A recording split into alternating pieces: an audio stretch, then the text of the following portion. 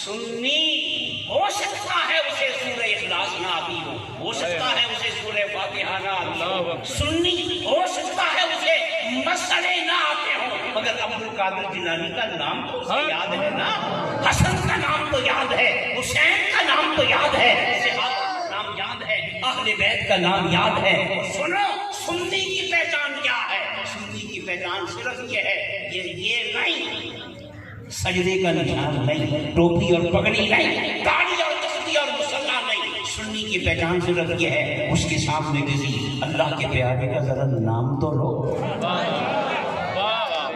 سبحان اللہ، پھر اس کا رد عمل دیکھو، اس کا رد عمل تو دیکھو، تو خدا کی قسم اس کے سامنے جب ولی کا نام لیا جائے گا نا، اس کا سر جھک جائے گا۔